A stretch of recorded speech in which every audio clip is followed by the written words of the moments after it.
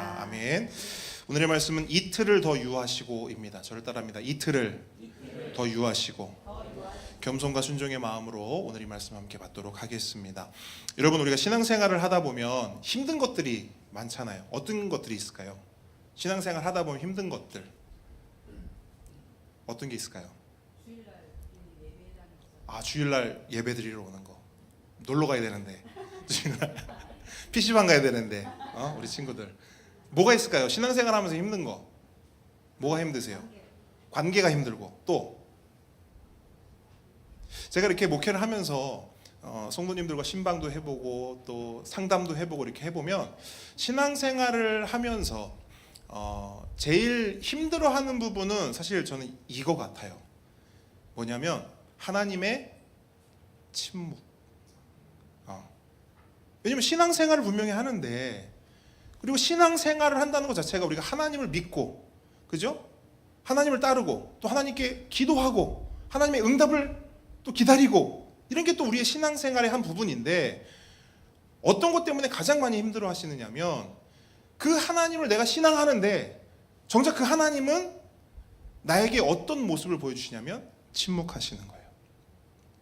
질병의 고통 속에서, 끝이 보이지 않는 재정적인 어려움 앞에서, 또는 완전히 깨져버린 아까 그 관계, 힘든 그 관계의 아픔 속에서 간절히 부르짖고 기도했어요. 근데 어떤 느낌이냐면 마치 벽에 대고 외치는 것 같은 거예요. 왜? 아무리 기도해도 아무리 간구해도 응답이 없어요. 그때 우리는 신앙생활에 참 어려움을 느낍니다. 때로는 그것 때문에 신앙이 절망감과 서운함으로 가득 차 버리게 돼요. 저도 그런 경험이 있었어요. 마치 벽에 대고 이야기하는 것 같은 그런 경험. 기억하시겠지만 우리 함께 걷는 교회는 코로나 바로 직전에 세워진 교회입니다. 그래서 제가 이 이야기만 하면 일단 다른 분들이 보통 이렇게 시작해요. 저희가 개척을 했는데요, 한 달 만에 코로나가 왔습니다. 그럼 사람들 표정이 어떡해, 이렇게 시작해요. 그만큼 힘든 시절이었어요. 근데 여러 가지로 힘들었지만 그 중에서도 힘든 게 뭐냐면, 함께 걷는 교회는 그때 개척됐잖아요. 그리고 여러분, 교회가 개척되면 뭐가 사실은 제일 중요하냐면 같이 모여서 뽁짝뽁짝 되면서 같이 막 교제하고 같이 이야기하고 같이 교회에 대해서 꿈꾸고, 이런 게 굉장히 중요하거든요. 근데 개척하자마자 코로나가 와버리니까 그걸 할 수가 없는 거예요.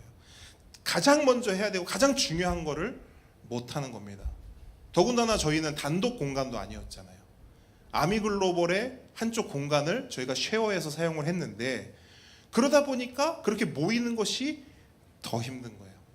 그래서 그때 성도님들도 같이 기도했지만 저랑 전도사님이 진짜 간절히 기도했어요. 뭘 기도했냐면, 주님, 함께 모여서 예배할 수 있는 공간을 허락해 주십시오.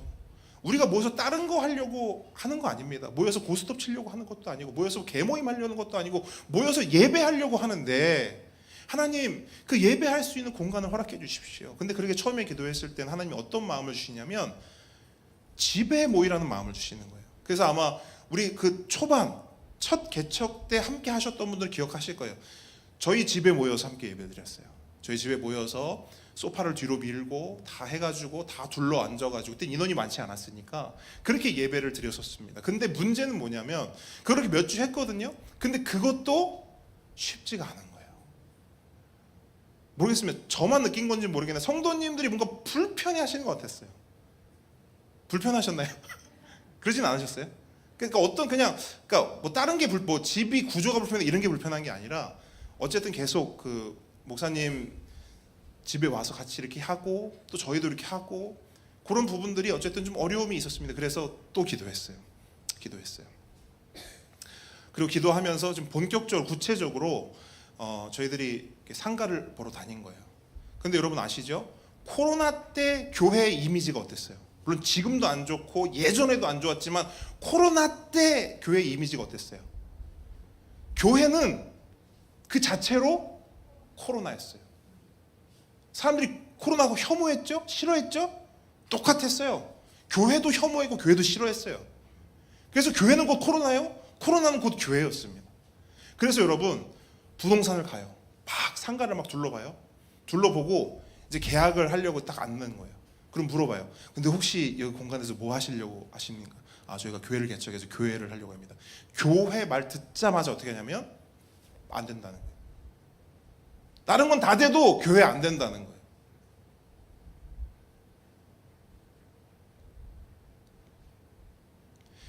그렇게 한두 번도 아니고 한 10수번을 퇴짜 맞으니까요. 하고 싶지가 않은 거예요. 그리고 그때부터 제 안에 어떤 마음이 올라오냐면 서운함이 올라오는 거예요. 어떤 서운함이냐? 아까 그거. 아니 하나님, 제가 개인적으로 살 집을 구하러 다니는 것도 아니고 무슨 장사하려고 상가를 알아보는 것도 아니고 우리 성도들 진짜 모일 곳이 없어가지고 저렇게 집 없는 고아들처럼 저렇게 막 돌아다니는 거 너무 안타까워서 하나님 같이 모여서 예배하려고 하는데 하나님 정말 우리와 함께 하시는 거 맞습니까?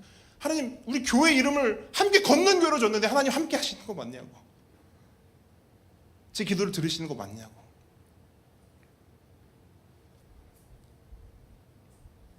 그렇게 기도했음에도, 그렇게 서운함으로 기도했음에도 불구하고 돌아오는 건 뭐예요?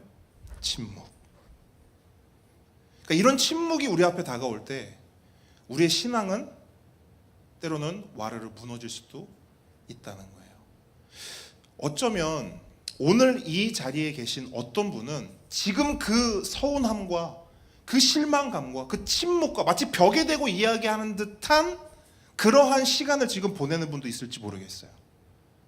근데 만약 그렇다면 오늘 말씀을 꼭 반드시 마음에 새기시길 주님의 이름으로 축복합니다. 왜냐하면 오늘 말씀이 우리의 그 신앙생활 하면서 가장 어렵고 가장 고민되는 그 부분에 대한 너무나 선명하고 분명한 답을 주고 있기 때문이에요.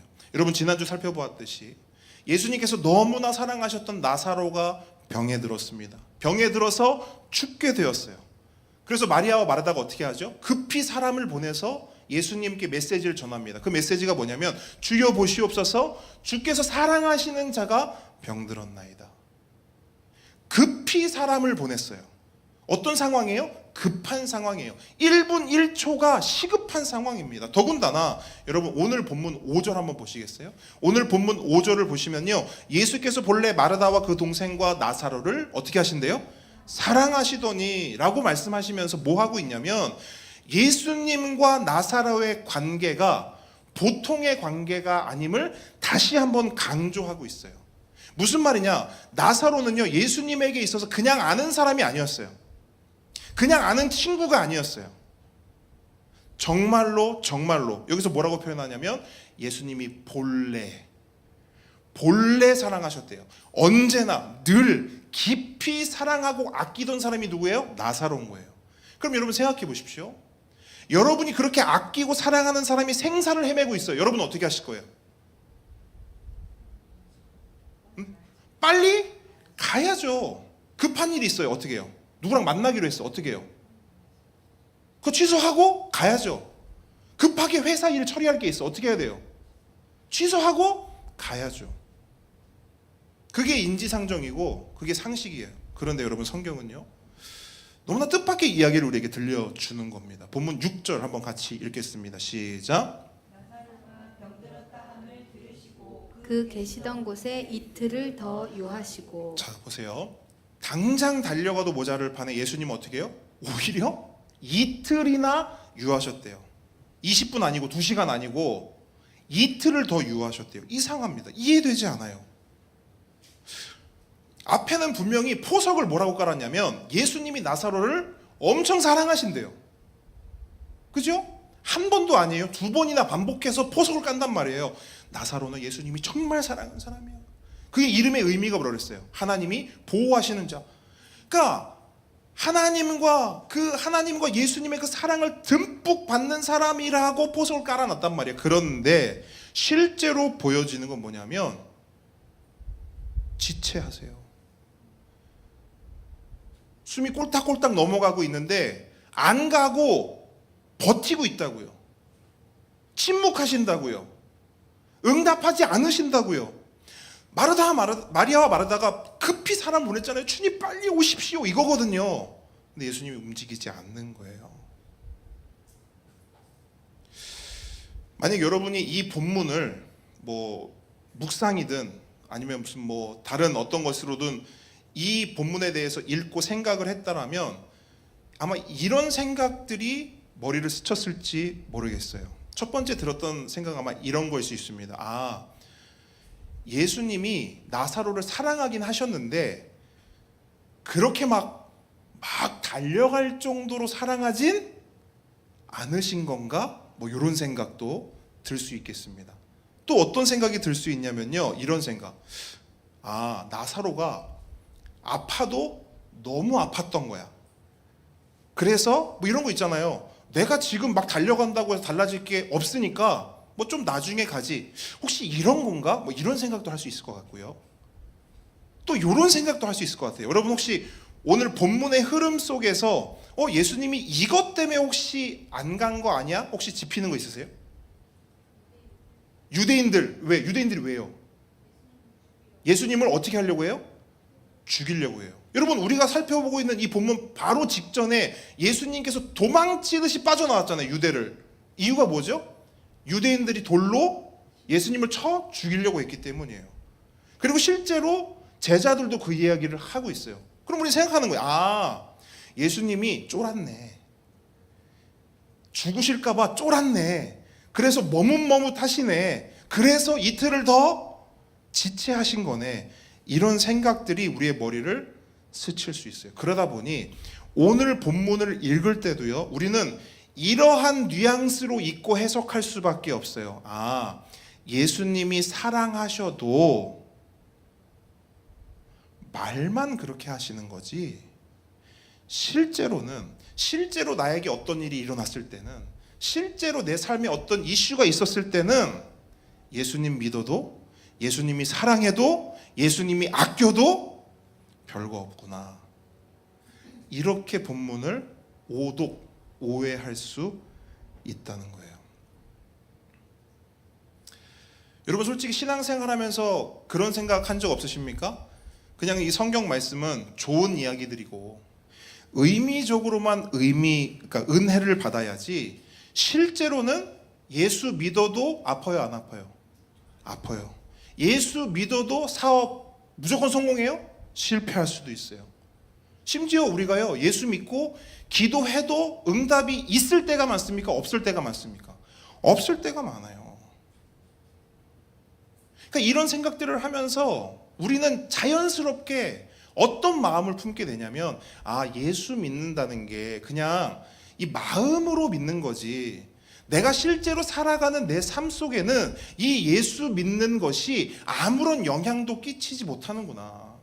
내가 예수를 믿어도 힘든 거 여전하고, 예수 믿어도 어려운 거 여전하고, 예수 믿어도 가난한 거 여전하고, 아무런 예수 믿는 것과 그 살아계신 능력의 하나님과 내 진짜 인생은 아무런 상관이 없구나 라는 생각. 여러분 혹시 해보신 적 없으세요? 아무 반응도 없는 거 보니까 하셨다고 확신합니다. 근데 선뜻 대답은 못하는 거예요. 왜? 대답했다가 여러분 걱정하지 마세요. 그런 생각들 다 하셨는데 걱정하지 마세요. 왜냐하면 그런 생각 다 하거든요. 더 위로를 드릴까요? 목사인 저도 하거든요. 그런 생각이 드는 거예요. 괜히 하나님은 그냥 저기 위에 있지, 내가 살아가는 이 삶은 누가 살아야 돼요? 그냥 내가 살아가야 된다라고 하는 이 괴리. 그래서 우리가 하나님을 믿을 때 하나님한테 여러분 감사하는 마음보다 어떤 마음이 더 많냐면 서운한 마음이 그렇게 많아요. 제가 이렇게 신앙생활하는 우리 성도님들의 모습을 보면 물론 막 감사로 충만한 분도 있어요. 근데 정말로 많은 분들이 이 안에 하나님에 대한 서운함을 품고 살아가요. 왜 서운하냐? 이런 거예요. 사랑하지만 이틀을 지체하시는 거예요. 이것 때문에. 강단에서 뭐가 선포됩니까? 하나님 여러분 사랑하십니다. 들어요? 하나님 사랑하시는구나. 실제 우리 삶으로 나가면 어때요? 사랑이 느껴져요? 안 느껴지네. 그러니까 서운한 거예요. 근데 여러분, 오늘 이 본문에는요, 너무너무 놀라운 비밀이 숨겨져 있어요. 제가 이 본문을 헬라어 원문으로 봤거든요. 근데 이 헬라어 원문은요, 우리가 읽는 이 본문 말씀과는 전혀 다른 의미로 우리에게 말씀하고 있어요. 제가 원어의 느낌을 살려서 한번 제가 읽어드릴게요. 한번 들어보세요. 예수님은 나사로를 사랑하셨다. 그렇기 때문에 이틀을 더 지체하셨다. 원어는 뭘 말하고 있냐면, 사랑하셨지만 다른 어떤 이유가 있어서, 유대인들이 돌을 들어서 지금 가봤자 할 일이 없어서 그런 것 때문에 지체하신 게 아니라 사랑해서, 예수님이 나사로를 정말 정말 사랑하셨기 때문에 지체하셨대요. 여러분, 이건 완전히 다른 의미거든요.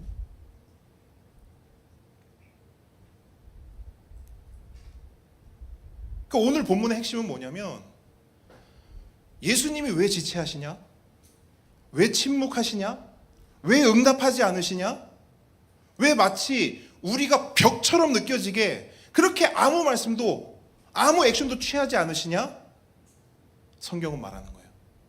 우리를 사랑하기 때문에 그렇다는 거예요. 물론 이 내용이 선뜻 이해가 되지 않습니다. 이해가 안 돼요. 우리는. 왜?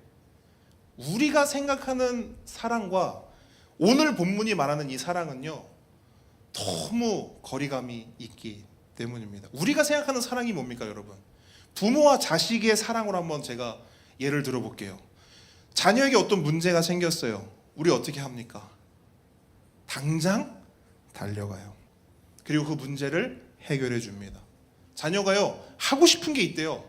우린 어때요? 당장 하게 해줘요. 갖고 싶은 게 있대요. 어떻게 합니까? 당장 손에 쥐어줍니다. 이유가 뭐예요? 사랑하니까. 여러분, 저도요, 우리 아이들이 뭘 사달라고 할 때가 있어요. 근데 이게 제가 보면 이런 거예요. 아빠, 이거 사줘요. 이렇게 갖고 와. 그럼 제가 보는 거예요. 근데 제가 봤을 때는, 야, 근데 이게 꼭 필요해? 그리고 이거 얼마인데? 뭐 예를 들어 50만 원. 뭐? 이게 50만 원이라고? 야, 됐다. 50만 원 나눠줘라. 야. 이럴 때 있어요, 없어요? 있어요. 그죠? 그래서 뭐라고 하냐면, 야, 됐어, 안 돼. 무슨, 야, 50만 원이야. 야, 이걸 무슨 50만 원씩이나 주고 사. 아예 안 돼. 그렇게 한단 말이에요. 근데 돌아서서 제가 뭐 하고 있게요? 그거 검색하고 있어요. 한 40만 원에 살 데 없나? 왜 그러는 거예요, 제가요? 이게 앞뒤가 안 맞잖아요. 안 된다고 했죠. 그러니까 전도사님 맨날 그러거든요. 저렇게 말해놓고 또 사줄 거면서 저런다면서. 그러니까 저만 그런 거 아니잖아요. 그거 왜 그래요, 제가? 사랑하니까.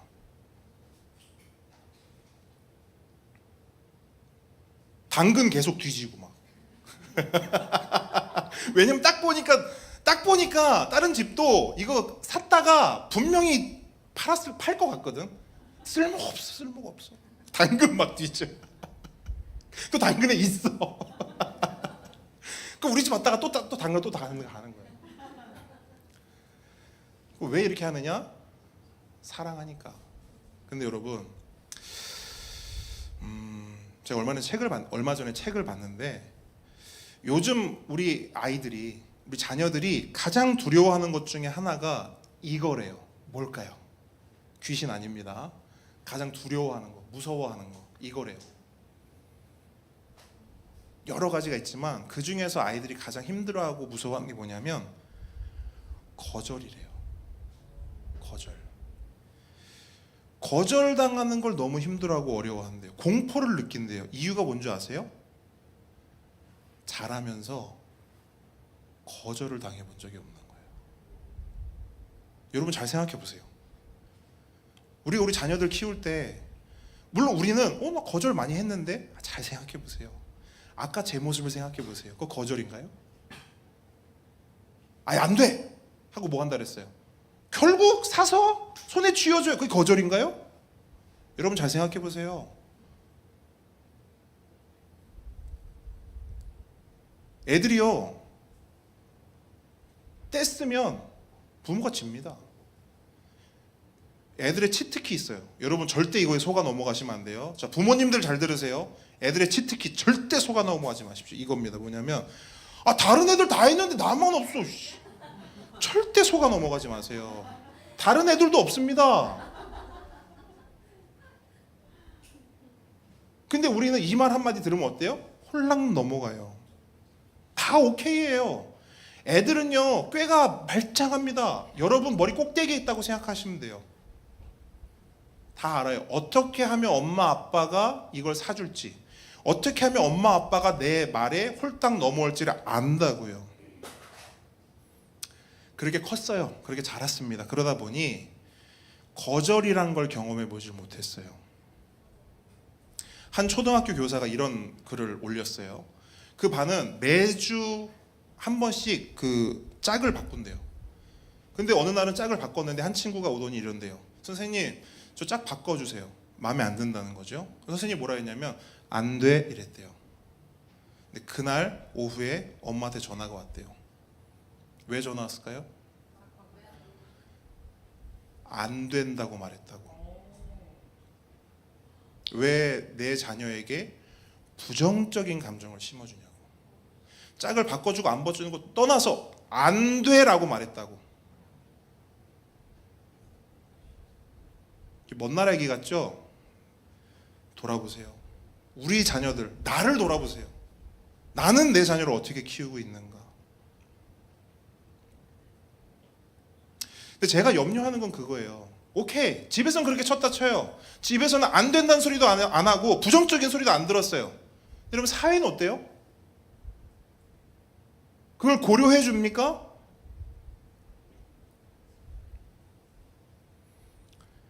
오죽하면 이건 꽤 된 얘기는, 이건 벌써 꽤 된 얘기예요. 대학교 교수들이요 학부모 전화에 아주 너무 힘들어한대요. 학부모들 전화에 대학교 이러는 거. 집에 와가지고 엄마 교수님한테 이거 성적 좀 올려달라고 했더니 안 된대. 그래 내가 전화해볼게. 어떻게 할 거예요? 그 친구가 그게 대학교까지 오케이. 그 직장 가서 요즘에 올라갔답니다. 직장 상사한테 전화 온답니다. 오늘 우리 애가 얘네도 웃잖아. 얘네가 여러분 직장 상사한테 과장님한테 전화가 하는 거야. 과장님 누구 과장님? 누구시죠? 제 누구 엄마인데요. 누구 아파가지고 못 간대요. 여러분 이게 지금은 이게 웃긴데요. 이거 진짜 심각한 사회 현상이에요. 근데 여러분 제가 하고 싶은 말이 이겁니다. 그러니까 뭐냐면 자 보세요. 그런 부모들의 행동이 이해가 돼요, 안 돼요? 이해가 돼요. 그렇죠? 제가 그 말 하고 싶은 거거든요. 그러니까 뭐냐면 저는 그 부모들의 그런 행동들 선생님한테 전화해가지고 왜 안 된다고 하셨어요? 대학 교수님한테 전화해서 왜 성적 안 바꿔주세요? 과장님한테 전화해서 우리 애가 오늘 아파가지고 못 가요? 저는 그 마음이요 옛날에는 사실 이해 못했거든요. 근데 지금은 이해해요. 왜 이해하는 줄 아세요? 왜 그러는 거예요? 자식을 사랑하니까. 여러분 사랑하기 때문에 그렇게 하는 거예요. 사랑하니까 그렇게 하는 거예요. 근데 여러분 자 이게 진짜 중요해요. 사랑하니까 그렇게 해요. 근데 문제는 이거예요. 그게 진짜 사랑이냐는 거예요. 사랑하니까 그렇게 하는 거예요, 목사님. 알겠어요. 오케이. 그럼 묻습니다. 그게 진짜 사랑이냐는 거예요. 여러분 마이크로소프트 빌 게이츠 아시죠? 재산이 160조랍니다. 160조. 그의 친구가 있어요. 절친 워런 버핏. 근데 이 사람은 가난해요. 겨우 145조밖에 안 돼요. 그러니까 얼마나 열등감 느끼겠어요. 160조 친구랑 사귀려면. 여러분 둘 다 엄청난 부자죠? 자, 우리 친구들 아빠가 160조 자산을 가지고 있어. 부러워 안 부러워? 말 안 하는 거 보니까 부럽다. 엄청 부러운 거예요 지금. 막 미치는 거야. 근데 여기 아빠가 둘이나 있으니까 말을 못 하는 거예요 지금. 160조. 자녀들을 너무 좋지 않겠어요? 어떤 부족함, 어떤 결핍도 없이 모든 걸 누리며 살았을 거 아닙니까? 우린 그렇게 생각해요. 근데 여러분 유명한 일화가 있어요. 워런 버핏의 딸이 아버지와 함께 어디를 갔다가 주차비를 내야 되는 거예요. 20달러가 나왔대요. 근데 현금이 없어서 아빠한테 말했대요. 아빠, 주차비 20달러 좀 내주세요. 그랬더니 아빠가 160조인데 흔쾌히 20달러 주차비 내줬어요.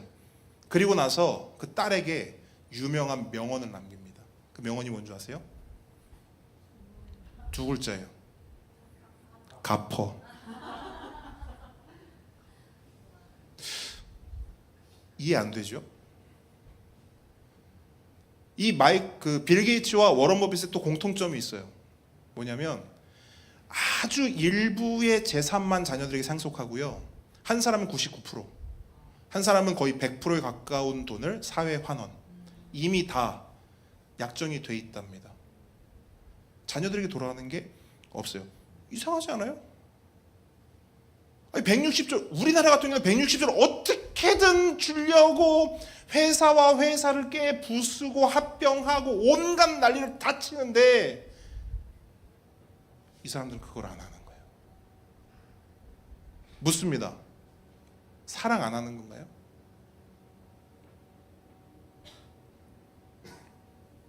자녀들을 인터뷰했거든요.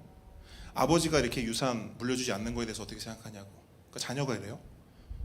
그 재산을 물려받는 건 미친 짓입니다. 이렇게 말해요. 미친 짓이에요. 다른 말로 좋지 않은 거예요. 이 두 사람은 자녀들이 이 엄청난 재산을 물려받고 결핍 하나 없는 그런 졸부로 이 세상을 살아가는 것보다 건실하게 자신의 인생을 차곡차곡 쌓아 올리는 그런 사회 구성원이 되기를 원했던 것 같아요. 실제로 워런 버핏의 첫째는 직업이 뭔지 아십니까? 농부입니다. 아버지는 160조 세계 최고의 부자인데 그 첫째 아들은 직업이 농부예요. 이유가 뭘까요?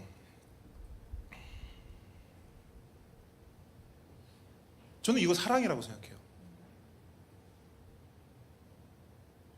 오늘날 더더욱 필요한 사랑 방식이라고 저는 확신합니다.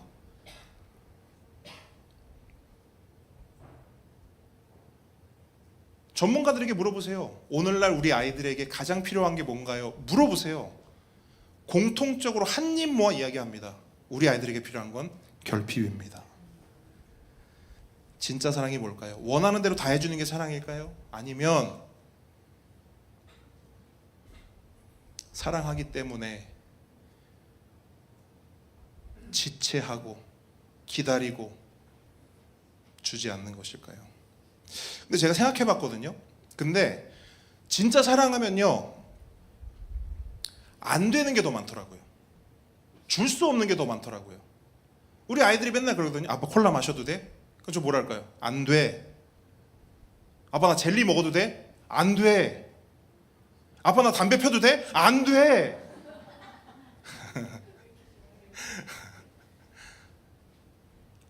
여러분 진짜 사랑하면 안 되는 게 더 많고 노가 더 많더라고요. 우리가 아까 고백했던 10계명 보세요, 여러분. 어떤 사람은 10계명 보면요 숨이 막힌대요. 왜요? 다 안 된대. 보면 다 안 되는 것들 두성이야. 그래서 어떤 사람 말해요. 하나님 믿기가 힘들다는 거 왜? 다 하지 말라니까. 내가 하고 싶은 거 다 하지 말라니까. 근데 하나님의 그 진심, 그러니까 하나님의 우리를 향한 그 진짜 사랑을 아는 사람들은요 오히려 10계명을 보면서 감사해요. 은혜 받습니다. 왜요? 그렇게 하지 말라는 것이 누구를 위한 거니까? 나를 위한 거니까. 부모를 공경하라. 누구한테 좋아요? 부모한테 좋을 것 같죠? 아니요. 나한테 좋은 거예요. 남의 것을 탐하지 말래요. 남이 좋을까요? 아니요. 남의 것을 탐하지 않는 욕심과 욕망이 없는 내가 좋아요. 그래서 여러분 진짜 사랑하면 다 안 준다니까요. 그런 의미에서 예수님이 나사로에게 당장 달려가지 않은 것도요, 절대로 덜 사랑해서 아닙니다.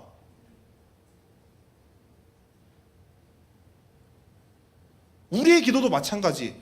왜 응답하지 않으시는가? 난 이렇게 급해 죽겠는데, 난 이렇게 지금 너무 절실한데 왜 하나님은 내 기도에 응답하지 않으시지? 우리를 사랑하지 않아서가 아니에요. 오히려 우리를 사랑하시기 때문에 지체하시는 거예요. 사랑해서 침묵하시는 거고, 진짜 사랑하시기 때문에 NO라고 말씀하시는 겁니다. 일부러요. 하나님의 무응답은 일부러예요. 못 들으신 게 아닙니다. 작은 신음도 들으시는 분이에요. 못 들으신 게 아니에요. 못 하시는 분도 아니에요. 전능하신 분입니다. 근데 왜 안 하시느냐? 일부러. 왜? 사랑하시니까. 여기서 일부러라는 말이 중요한데, 여러분, 이 일부러라는 말은요, 그 말 안에 어떤 의도와 계획을 전제합니다. 다시 말해, 왜 나사로에게 바로 가지 않으시고 이틀이나 지체하셨는가? 그냥 지체하신 것이 아니라 일부러 지체하셨다는 건 그 안에 어떤 의도와 목적이 있다라는 거예요. 그럼 그 목적이 뭐냐? 그 목적이 우리 지난주 본문 4절에 나와요. 지난주 본문 4절 말씀 한번 같이 읽겠습니다. 시작. 예수께서 들으시고 이르시되 이 병은 죽을 병이 아니라 하나님의 영광을 위함이요 하나님의 아들이 이로 말미암아 영광을 받게 하려 함이라 하시더라. 아멘. 자, 목적이 뭐라고요? 하나님의 영광. 그러니까 여러분, 예수님이 이틀을 지체하심으로써 나중에 어떤 일이 일어나냐면요, 나사로가 죽습니다. 이틀을 일부러 지체하셨어요. 그랬더니 어떻게 되냐면 나사로가 죽어요. 아니 목사님, 나사로가 죽은 게 왜 하나님의 영광입니까? 아니요 여러분, 그게 영광이 아니라 그 죽음을 예수님께서 어떻게 변화시키세요? 생명으로 변화시키는 거예요. 그걸 통해서 또 어떤 일이 일어나냐면 다른 생명들이 태어나요. 그 생명, 그러니까 나사로가 살아나는 그 사건을 통해 사람들이 예수님을 보고 알게 믿게 되는 구원의 사건들이 일어난다는 거예요. 그 구원의 사건이 뭐냐? 그게 바로 하나님의 영광입니다. 그런 의미에서 여러분, 우리 삶 속에요, 그냥은 없습니다. 요새 전도사님이 진짜 자주 하는 말이에요. 여러분, 그냥 없어요. 우리 삶의 고난 그냥 아니에요. 우리 삶의 어려움 그냥 아니에요. 어떤 문제가 터졌어요? 그냥 아니에요. 자식이 속썩여요? 그냥이 아닙니다. 하나님은요, 절대 그런 것들을 그냥 두시지 않으시고 그 모든 일을 합하여 우리의 삶을 빚어가시고 우리의 삶을 이끌어 가십니다. 그 목표가 어딘 줄 아세요? 하나님의 영광인 거예요. 그러므로 성도 여러분, 지금 우리가 겪는 고난과 눈물, 수많은 어려움들, 기약 없는 기다림과 인내의 시간조차도 절대로 그냥이 아님을 기억하십시오. 우리 하나님은 여러분 진짜 크세요. 그러니까 우리가 왜 자꾸 신앙이 흔들리고 믿음이 자꾸만 덜컹덜컹 하냐면요, 크신 하나님을 놓치기 때문이에요. 나는 작거든요. 나는 작아요. 근데 자꾸 우리는 어떻게 하냐면 크신 하나님을 자꾸 내 수준으로 끌어당겨요. 그러니까 하나님도 작게 만들어요. 그럼 우리의 신앙이 견고할 수가 없는 거예요. 여러분, 하나님은요 진짜 크세요. 그렇기 때문에 하나님의 그림은, 특별히 우리를 향한 하나님의 그림은요, 작은 그림이 아니라 큰 그림이에요. 그래서 여러분, 오늘 본문만 보더라도요, 사실 우리 눈에는요 이런 것만 보여요. 그러니까 작은 눈으로, 작은 관점으로 보면 이렇게밖에 안 보여요. 아니 왜 사랑하신다면서 죽게 내버려 두시지? 좀 빨리 가셔서, 왜 이렇게 굶떠 예수님이, 좀 빨리 가셔서 빨리 회복시키시고 빨리 살려주시지, 왜 이렇게 하시지? 왜 이틀을 지체하시지? 그러니까 우리가 신앙생활 하면서 힘들고 서는 게 다 이런 거잖아요. 하나님 좀 빨리, 이거 좀 빨리 좀 해결해 주시고 이 문제 좀 빨리 이렇게 좀 풀어주시지, 왜 가만 계시지? 왜 이렇게 되냐면 우리의 시선과 관점과 안목이 좁아요, 작아요, 얕아요. 그래서 여러분, 오늘 본문은요, 이러한 우리의 관점과 시선을 더 크고 넓은 곳으로 인도합니다. 그럼으로써 뭘 우리에게 요구하시냐면 하나님을 오해하지 말라는 거예요. 여러분, 하나님에게는요 정말 큰 그림이 있어요. 큰 그림이 있어요. 그래서 여러분, 우리는 생각을 이렇게 바꿀 필요가 있습니다. 지금 내 눈앞에 있는 어려움과 고난을 통해 하나님은 또 어떤 일을 행하실까? 어떻게 이 일을 하나님께서 영광 받으시는 일로 빚어가실까? 여러분, 이 소망이 우리 안에 있어야 될 줄 믿습니다. 그래서 여러분, 그 소망을 품게 하시려고 예수님께서 제자들에게 뭐라고 말씀하시냐면 7절 보세요. 7절 보시면 유대로 다시 가자, 예수님이 말씀하세요. 그때 여러분, 제자들의 한번 반응을 보세요. 8절 읽습니다. 시작. 이 말하되 라삐여, 방금도 유대인들이 돌로 치려 하였는데 또 그리로 가시려 하나이까? 자, 여러분, 제자들의 반응을 한 단어로 하면 기겁이에요. 제자들이 기겁해요. 왜? 유대인들의 돌에 맞아 죽을 게 뻔해요. 그러니까 예수님과 지금 함께 나사로를 만나러 가면 펼쳐질 일이 눈에 선한 거예요. 근데 잘 보세요, 여러분. 너무 재밌는 게 지금 제자들이 보이는 이 반응 있죠. 이 반응을 우리의 반응으로 보셔야 돼요. 우리가 딱 이렇거든요. 여러분 잘 보십시오. 사실 우리는 이 본문의 스토리가 어떻게 흘러갈지를 알아요. 여러분, 제자들이 예수님과 함께 나사로를 만나러 갔어요. 자, 1번 돌에 맞아 죽는다. 아니면 2번 예수님이 나사로를 살리신다. 몇 번이에요? 2번. 우리는 스토리를 안단 말이에요. 그리고 그렇게 예수님께서 나사로를 살리심으로써 많은 사람들이 예수님이 믿게 될 것을 알아요. 그런데 제자들은 그 사실을 알아요, 몰라요? 모르는 거예요. 제자들이 아는 건 뭐냐? 딱 한 가지밖에 없어요. 지금 예수님과 함께 나사로를 만나러 가면 뭐에 맞아 죽는다? 돌에 맞아 죽는다. 그러니까 제자들은요, 요거밖에 안 보여요. 요거밖에 눈에 안 들어와요. 그렇게 큰 그림을 못 보고 눈앞에 있는 작은 퍼즐 조각만 보니까 어떤 반응이 나오냐? 기겁을 하는 거예요. 그래서 그런 제자들에게, 기겁한 제자들에게, 그리고 기겁하는 우리들에게 예수님이 뭐라고 말씀하시느냐? 9절로 10절 함께 읽습니다. 시작. 예수께서 대답하시되 날이 12시간이 아니냐? 사람이 낮에 다니면 이 세상의 빛을 봄으로 실족하지 아니하고 밤에 다니면 빛이 그 사람 안에 없는 고로 실족하느니라. 아멘. 자, 여러분, 복잡한 말씀 같아요. 근데 핵심은 간단 명료해요. 핵심은 이겁니다. 저를 따라합니다. 괜찮아.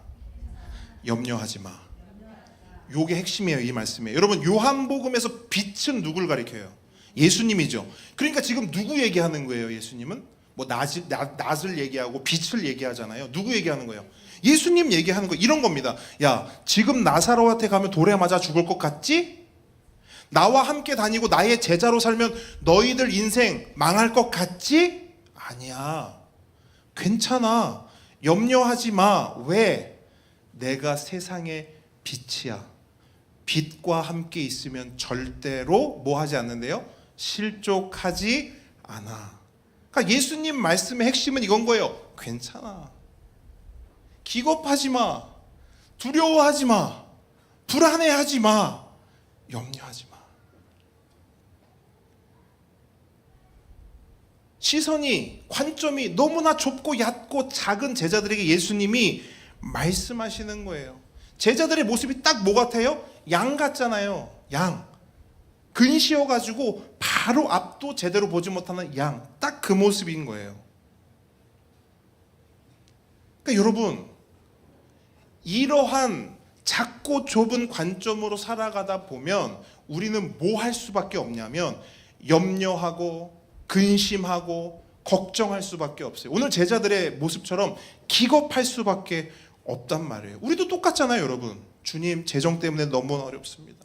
주님, 직장 때문에, 주님, 자식 때문에. 여러분, 우리의 삶을 보면요, 온통 염려와 걱정뿐이에요.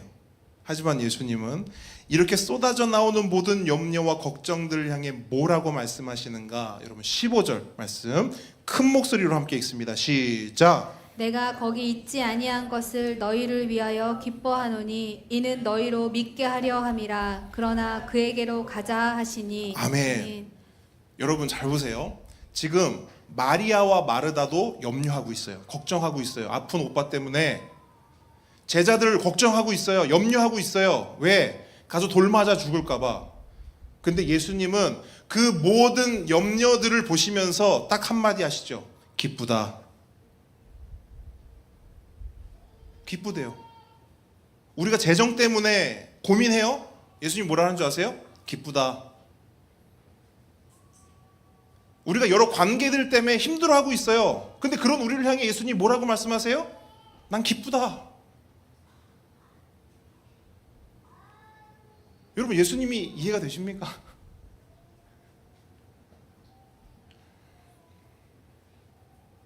우린 이해 안 돼요. 우리의 이 좁은 시야와 관점으로 보면 이해 안 돼요.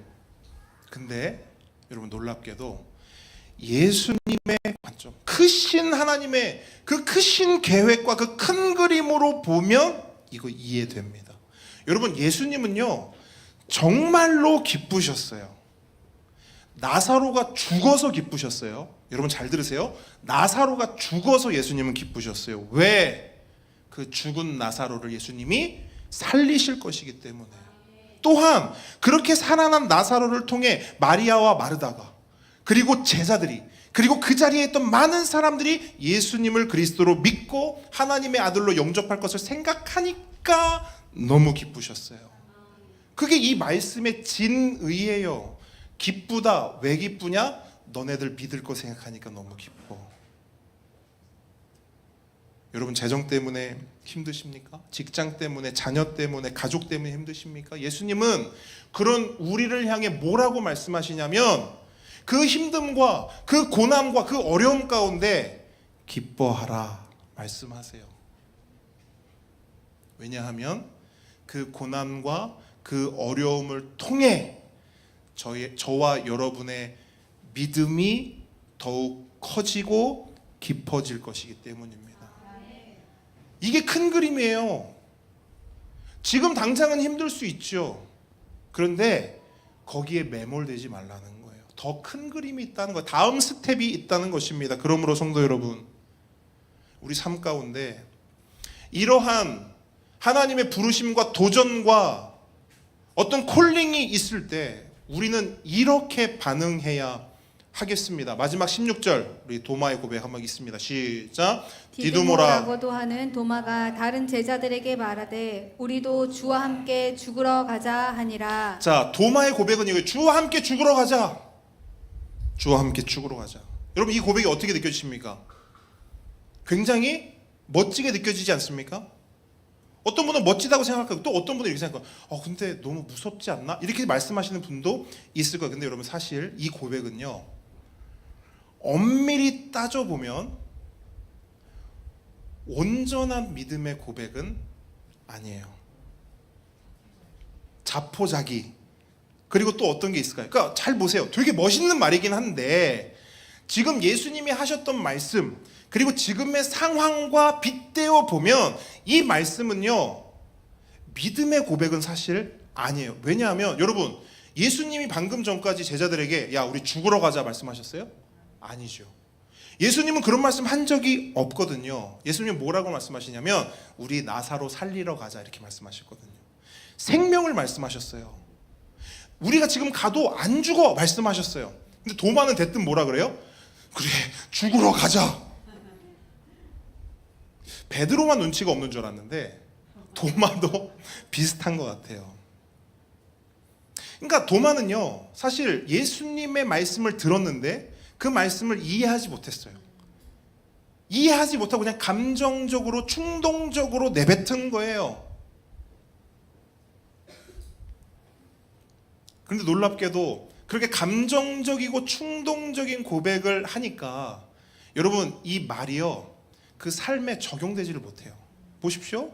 예수님이 이제 곧 체포되시잖아요. 체포됐을 때 도마가 어떻게 합니까? 예수님 옆에서 주와 함께 죽겠습니다 했습니까? 같이. 제가 봤을 땐 1번으로 도망가는 거 베드로, 그리고 2등 도마인 것 같아. 제일 앞에서 쥐 떠드는 사람이 제일 먼저 도망친다고.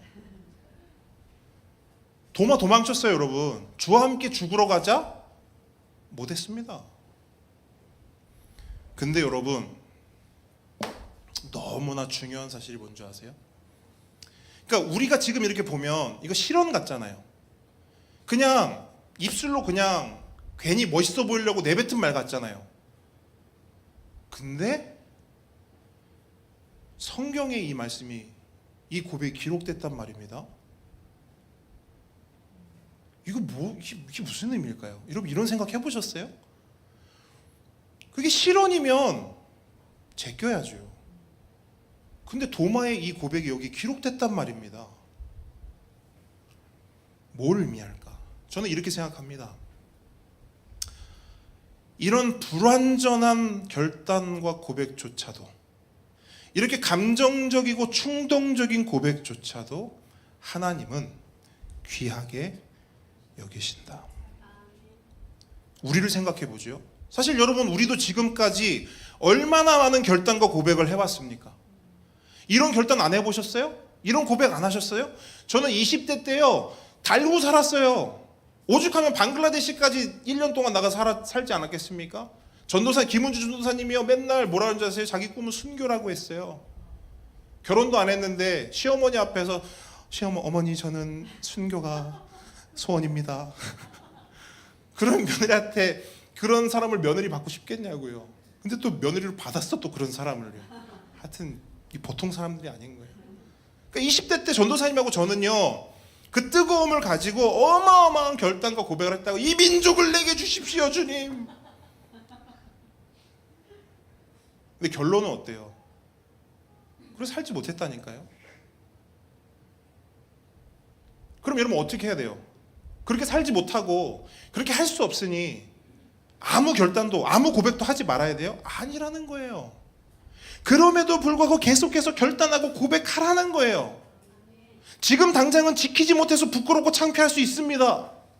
그럼에도 불구하고 계속해서 예수님을 선택하고 예수님을 고백하고 예수님 앞에 서기로 결단해야 한다는 거예요.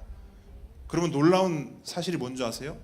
그렇게 예수님을 선택하고 예수님으로 결단하잖아요. 그러면요, 하나님께서는 반드시 그 사람을 그 고백과 그 결단에 합당한 사람으로 빚어가세요.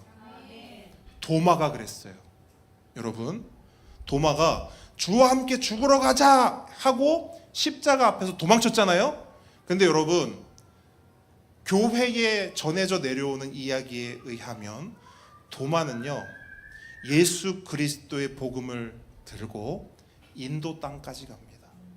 그리고 인도 땅에서 그의 고백대로 주와 함께 죽었어요. 주의 복음을 전하다가 죽었어요. 뭘 말하느냐? 도마가 대단하다? 아니요.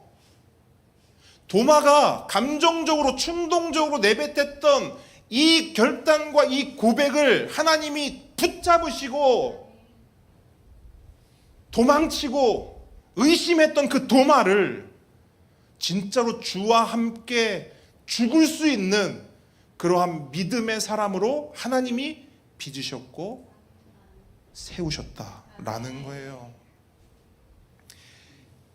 이게 하나님의 큰 그림이에요.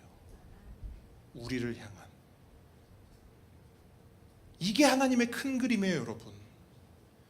우리는 내 앞에 있는 문제들 때문에 맨날 복작복작 마음 상하고 힘들어하고 서운해하고 삐지고 째지고 오만 거 다 하지요. 그만큼 우린 작아요. 요 앞밖에 못 봐. 그러지 말라는 주님의 말씀이에요.